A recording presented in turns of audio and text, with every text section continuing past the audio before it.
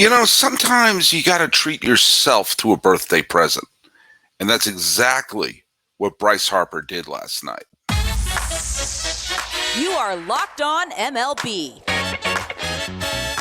your daily MLB podcast. Part of the Locked On Podcast Network, your team every day.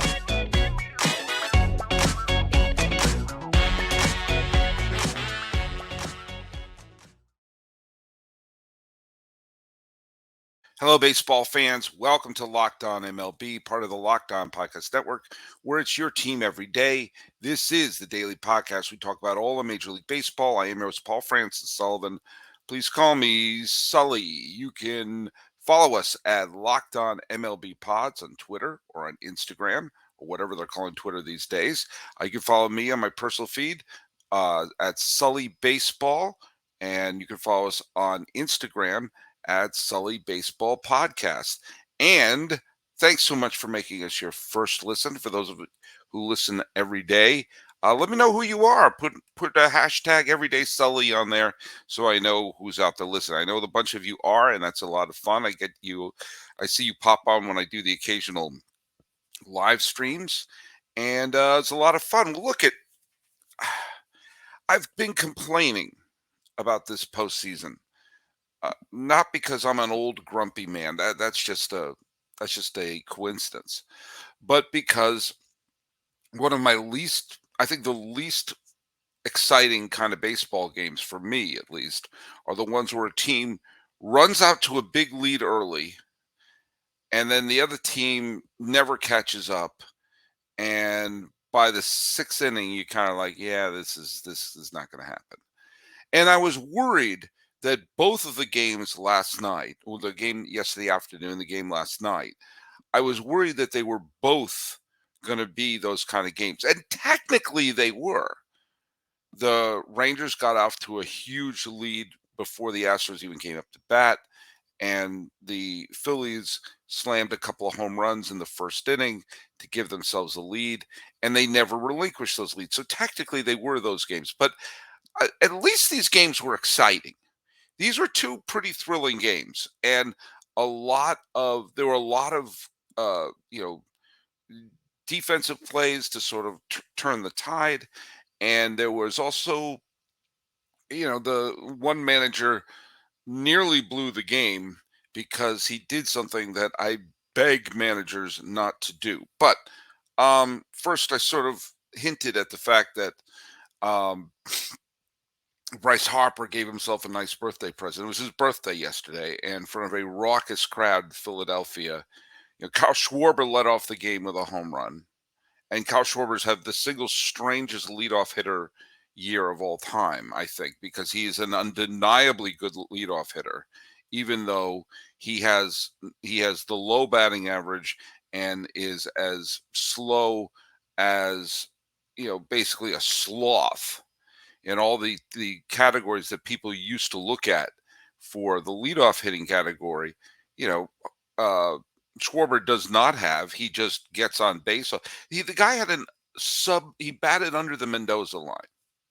He was a 197 hitter. How can you have a leadoff hitter batting 197? Because his OPS was 817. His on base percentage was 343. It's unbelievable. The guy walked 126 times and got 115 hits. So in terms of times on base, isn't that almost the equivalent of being close to a 200 hit season? Either way, throw in the fact that he had 47 home runs, and he's either going to walk or hit a home run or strike out. But either way, he did the hit the home run thing, which is good to as a leadoff hitter, one batter in, boom. Zach Gallen didn't have it last night. He just didn't. And then Bryce Harper came up, and then he hit the snot out of the ball, and the Phillies jumped out to a big lead. And you got to give the Diamondbacks credit, because their bullpen, Zach Gallen didn't have it today, but the bullpen, led by Kyle Nelson, shut down the attack.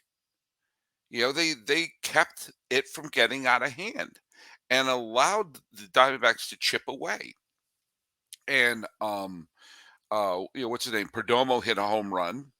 It was 5-3, and there was a couple instances where the Diamondbacks had runners on base, and they would just hit the balls right on the screws, but right at somebody. A little bit to the left or a little bit to the right, and the Diamondbacks would have tied the game. But they look at the Diamondbacks did not expect to be here. Most people didn't think they were going to get past Milwaukee. I don't think anybody thought they were going to pass Los Angeles. And so here they are. And I hate to play the "we're just happy to be here" card, but they should be pretty darn happy to be here. They're an 84 win team. Of course, the Cubs and the Padres are looking going like, that could have been us. That could have been us. But you know what? It could also be a little bit of the "we've got nothing to lose" situation. But Harper, let's examine something with Harper. I'm going to go right over here on the laptop here. I'm going to baseballreference.com, the single greatest website in the history of the planet Earth. And we're going to take a look at the fact, Bryce Harper has been, played in a bunch of postseasons with the Nationals before coming over to Philadelphia. And he never advanced. He had one great postseason in 2014 where he hit 3 home runs against the Giants, but the Nats wound up losing that series. He had a huge home run in the 27 playoffs, but basically bombed in his first playoff attempt and his final playoff attempt in Washington. This is his second time in the NLCS with the Philadelphia Phillies. In 6 games, he's batting .435, if you like batting average. His on base is .458, so roughly the same. His slugging, you know what his slugging is in 6 NLCS games? .957. He has a 1.415 OPS in 6 NLCS games. That includes 3 home runs and 7 runs batted in. It's safe to say that Bryce Harper fits in with the National League Championship Series. It's also safe to say that when he signed a contract that's going to keep him in Philadelphia until the heat death of the universe, that he has fit right in. It's unbelievable. He's already played 5 seasons with the Phillies, which makes sense because the Nats won the World Series 5 years ago.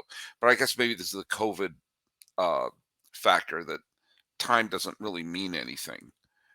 It's kind of like when they were orbiting the planet in Interstellar, and 1 minute on the planet means 10 years up in the spaceship, and nothing makes sense anymore. Maybe that analogy didn't make sense, but it did remind me of the movie Interstellar. It doesn't matter. This is not locked on Chris Nolan films. But in his 5 years with Philadelphia, all due respect to the Arizona Diamondbacks, it looks like the Phillies are about to go to back-to-back World Series. All right. And he's won an MVP already. He's come back from surgery to come back and have an all-star caliber season this year. He's switched positions. Remember, something that the Yankees thought he wouldn't be able to do. He's led the Phillies to back-to-back NLCSs and is 3 wins away from back-to-back trips to the World Series. It's safe to say that this contract has been working out. Oh, yeah, he's still only 30. You realize that, right?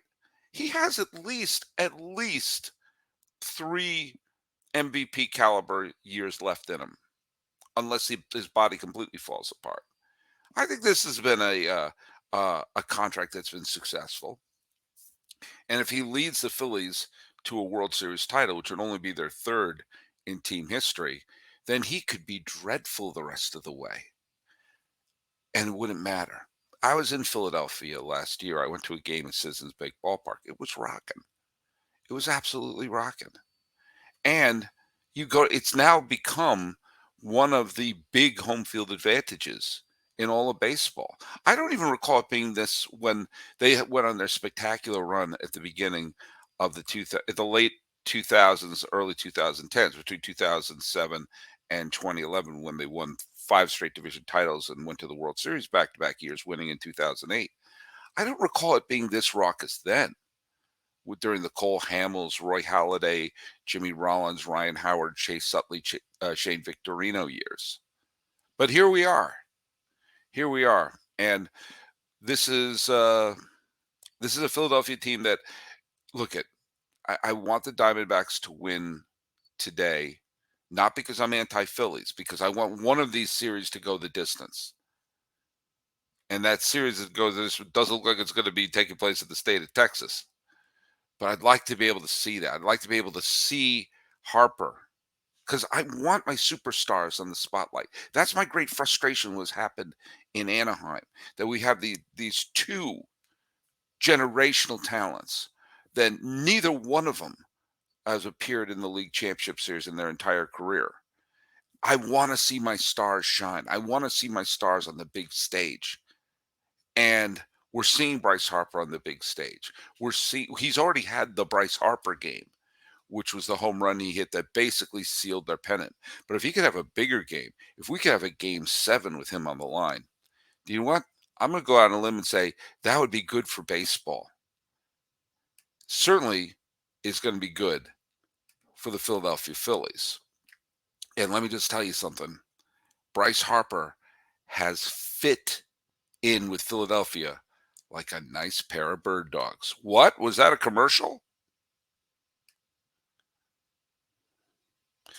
That's right.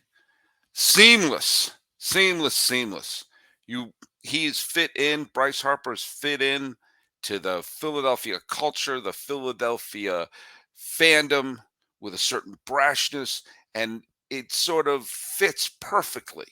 He looks good, and he can be there in any sort of situation. He is the bird dogs of superstars, kind of like how bird dogs make you look good. They got the stretch khaki shorts design to fit slimmer through the thigh and the leg, making you have that truly sculpted Bryce Harper look. And do you know what? Bird dogs do the exact same thing as Lululemons, but do you know what? They fit better. They fit like Bryce Harper fits in Philadelphia. I swear I'm going to make this analogy work. You know what? They fit because they aren't made of a stiff, restricting cotton. Bird dogs fix this issue by they've created a cloud knit fabric that looks like khaki, but stretches so you get a way slimmer fit without having to sacrifice movement. And Bird Dog uses anti-stink sweat wicking fabric that keeps you cool and dry all day long. Now, can you use these for any occasion? That's a clown question, bro. You can use them on golfs. You can use them on a date. You can use them after working out. You can use them at work. You can go to a Phillies game wearing them because they look and feel just so good. Go to birddogs.com/LockedOnMLB and enter promo code LockedOnMLB at checkout for a free Bird Dogs water bottle with your order. That's birddogs/LockedOnMLB for a free water bottle at checkout. You won't want to take your bird dogs off. I guarantee you. I can't say that Bryce Harper does because I haven't contacted him about it yet.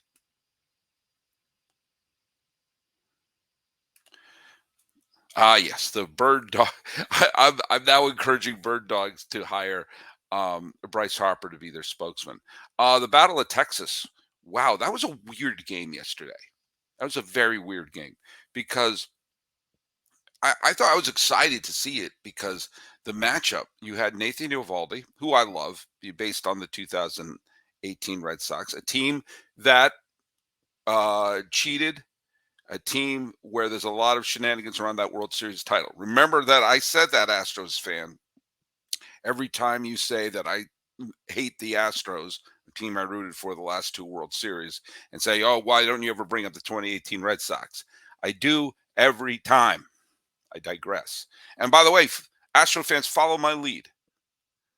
I enjoy the 2018 World Series title. I rewatch it, but I understand that nobody else acknowledges it. I understand that. Follow my lead. But Framber Valdez, who showed he was a big game pitcher in last year's World Series, was awful. I was stunned. I mean, Nathan Eovaldi, I know, is a good pitcher, and he's pitched quite well. Thank you very much.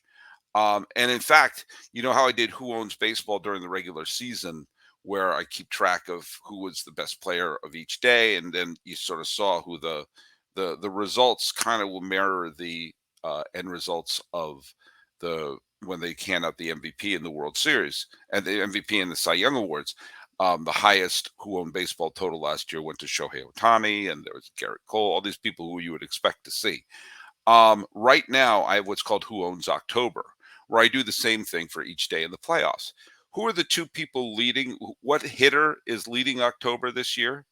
Bryce Harper with a 3. And what pitcher is leading October? Nathan Eovaldi with a 3.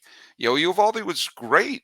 I mean, he did let up the big home run to Jordan Alvarez, but he pitched. He gave the Rangers 6 solid innings. He struck out 9.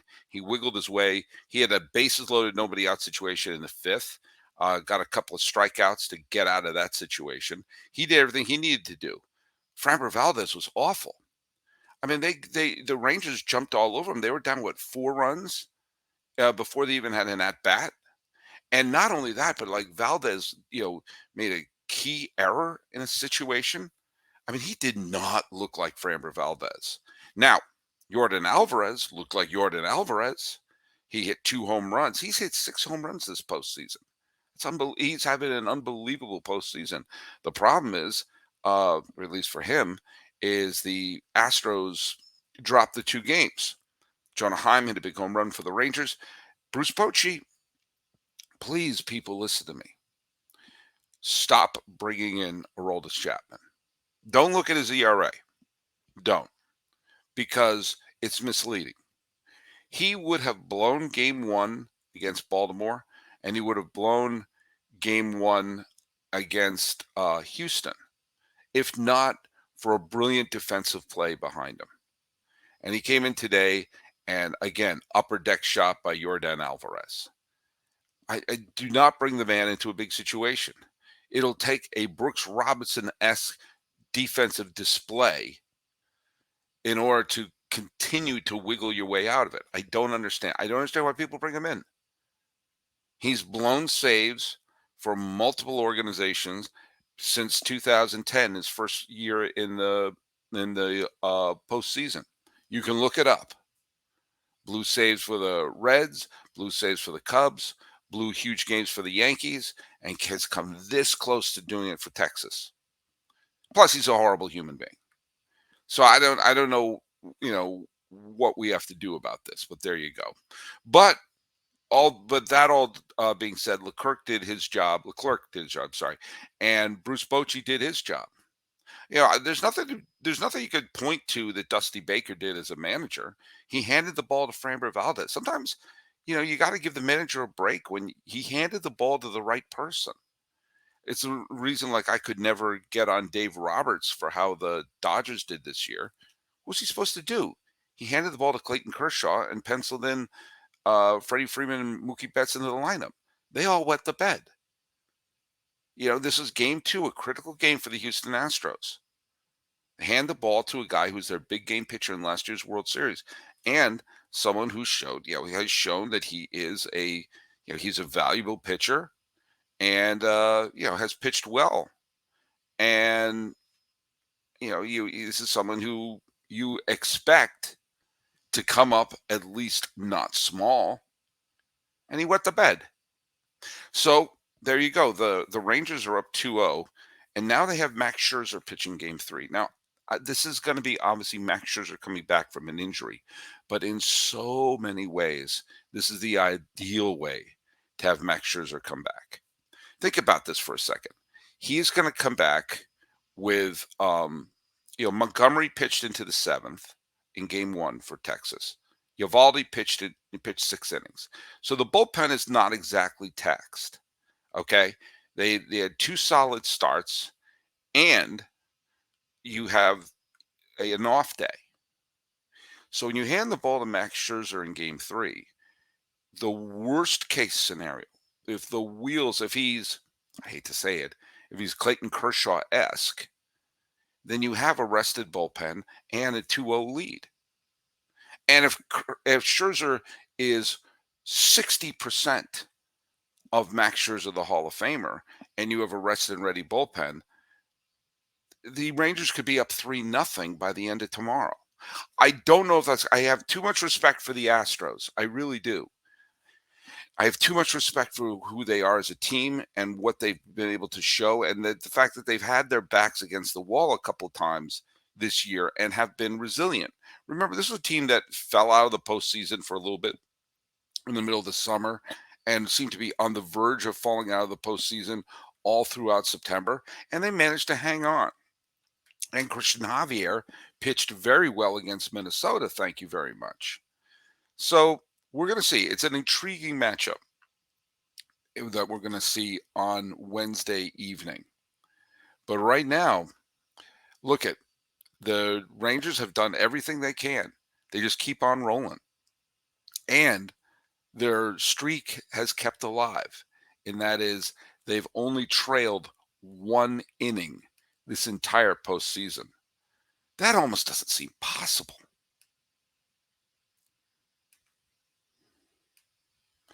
Would you have bet on that? Would you have bet on the Rangers not trailing all but one inning in the entire postseason? I don't know. But tell you what, if you are making bets, head over to FanDuel. You know what? This October baseball is so unpredictable, and big stars like Yordan Alvarez and Justin Verlander's come up big, and some other big players have come up, and of course Bryce Harper, and like we've all were expecting, uh, God, what did I forget his name?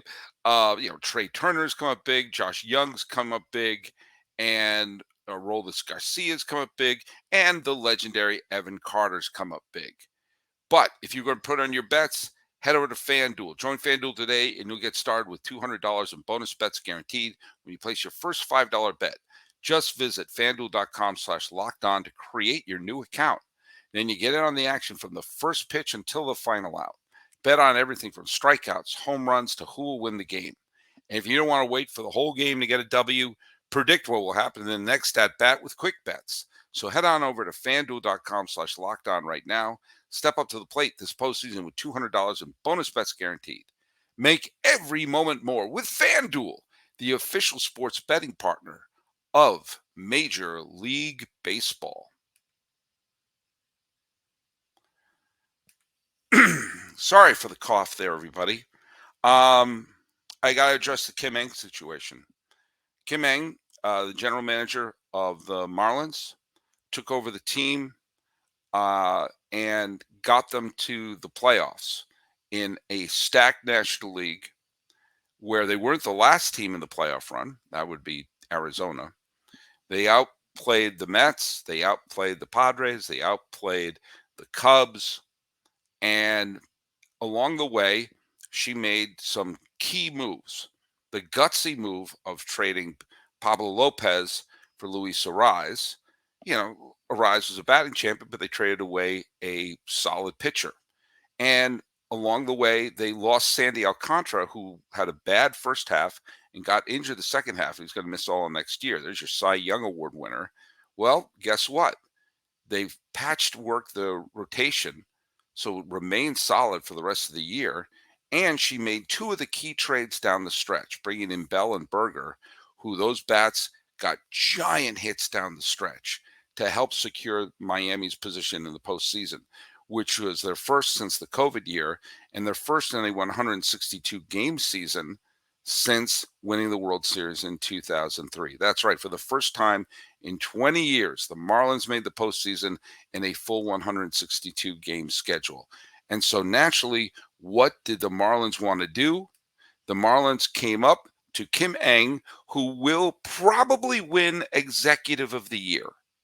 She will probably get the trophy for executive. Who deserves it better than her? For working what she had doing, making the right trades, pushing the right buttons, which is what you want from a general manager, and helping change the culture of that club. The management said that they wanted to have a new president of baseball operations to act as her supervisor. This person should win the Executive of the Year. And the Marlins say, we need someone to look after her. We need someone looking over her. And Kim Ng, who was the last year of her contract, said, No, I kind of think I did my job. She didn't say that, but that's implied. I'm about to win the general manager of the year, executive of the year. And you're saying, well, we need someone to watch over you. I'll go there.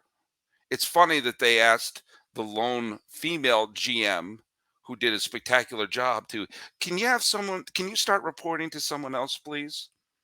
It's funny because any other organization would have promoted her instead of essentially demoted her. She had this season when she's going to win, probably going to win executive of the year, and they were about to give her essentially a demotion. You know, I have no compunction going and wondering why this situation. Hmm, what's different about her? All right, if you don't want me to go there, fine. Quite frankly, I don't care because that's a little bit of a coincidence. But either way, why should she have to report to somebody?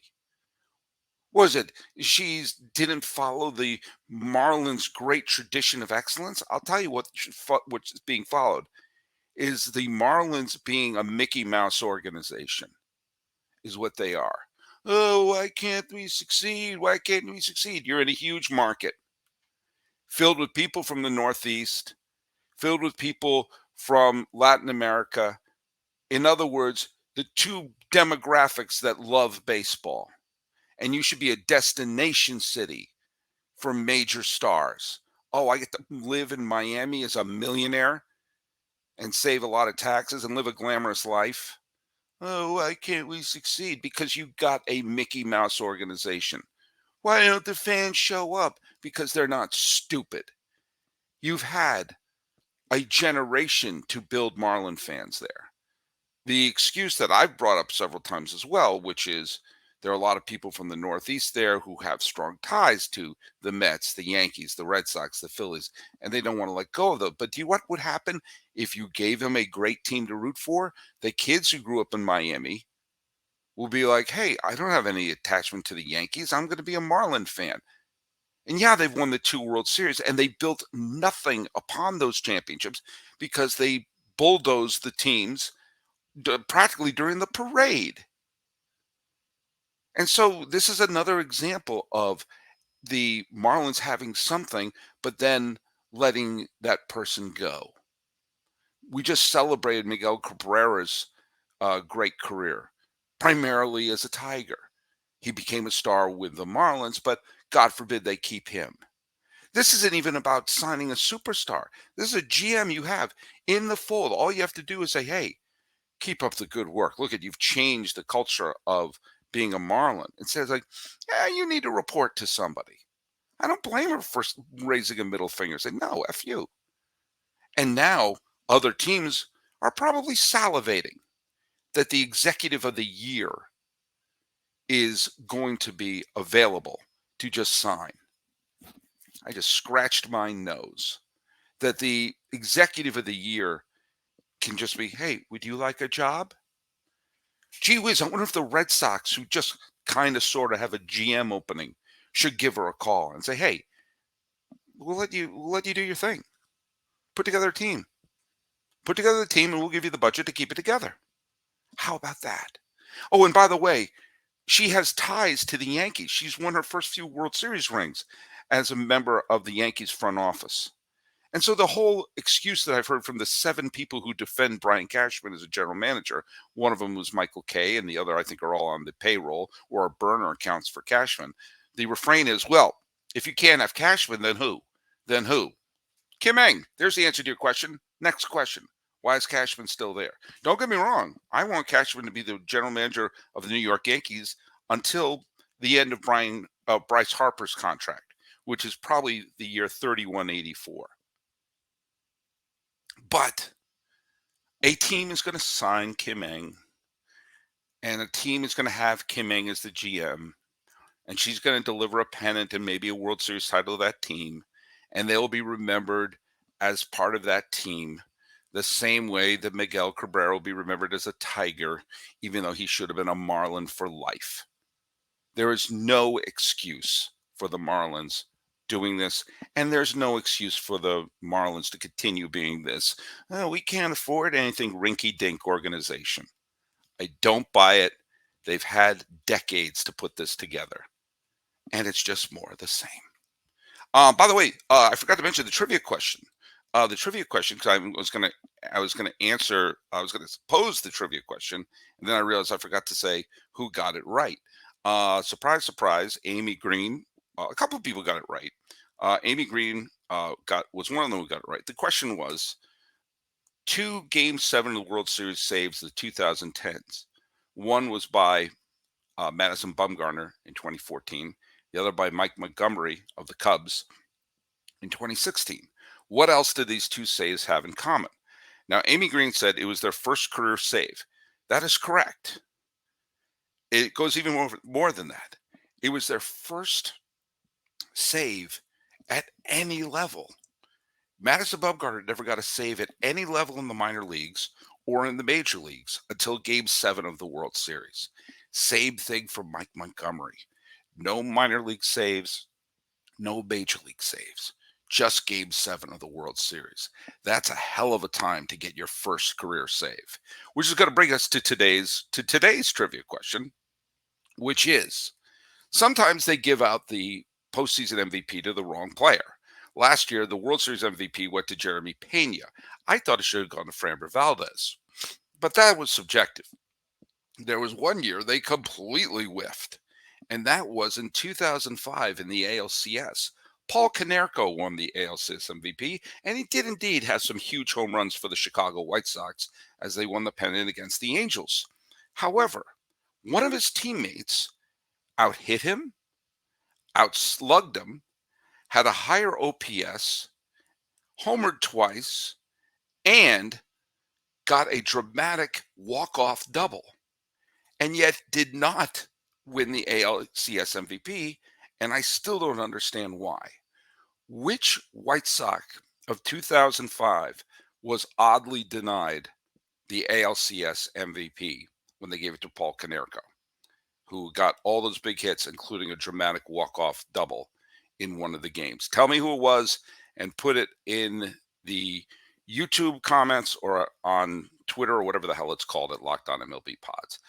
Follow us there, or you can follow me at Sully Baseball on Twitter, Sully Baseball Podcast on Instagram. Celebrating the birthday with Bryce Harper and wagging my finger at the Miami Marlins. This has been Locked On MLB for the 17th day of October 2023. I am your host, Paul Francis Sullivan. Please call me Sully.